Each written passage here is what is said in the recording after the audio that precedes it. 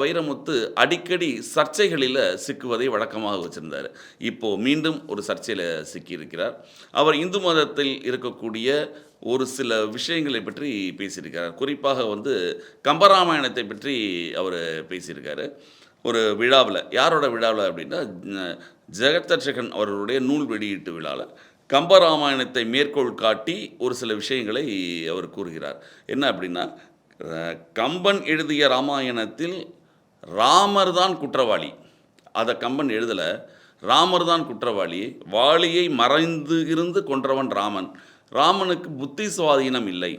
அதனால் புத்தி சுவாதீனம் இல்லாதவருக்கு தண்டனை அளிக்கப்பட முடியாது. ஆனால் குற்றவாளி ராமர் தான், வாலி கிடையாது அப்படின்னு ஒரு கருத்தை சொல்லியிருக்கிறார். திகைத்தல் என்றால் பிரமித்தல். இன்னொரு சொல் மயங்குதல். இந்த வார்த்தை தான் அழகு. மயங்குதல். மதிமயங்கி விட்டான்.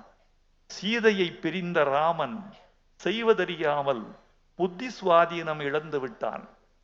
புத்தி சுவாதீனம் இழந்தவன் செய்கிற குற்றம் குற்றமாகாது என்பது இந்திய தண்டனை சட்டம். இந்திய தண்டனை சட்டத்தின் 84ஆம் பிரிவு சொல்லுகிறது, புத்தி மாறாட்டத்தால் மதிமயங்கி ஒருவன் ஆற்றுகிற காரியத்தை அவன் குற்றம் என்று அவன் மீது சுமத்த முடியாது என்பது இந்திய தண்டனை சட்டம் சொல்லுகிற செய்தி. 84ஆம் பிரிவு. இது கம்பனுக்கு தெரியுமோ தெரியாதோ, சட்டம் தெரியாது, அவனுக்கு சமூகம் தெரியும், உளவியல் தெரியும்.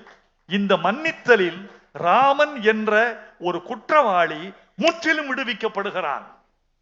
ராமனை மன்னித்து ராமனை மனிதனாக்குகிறான். ராமன் அந்த இடத்தில் மனிதனாகிறான்.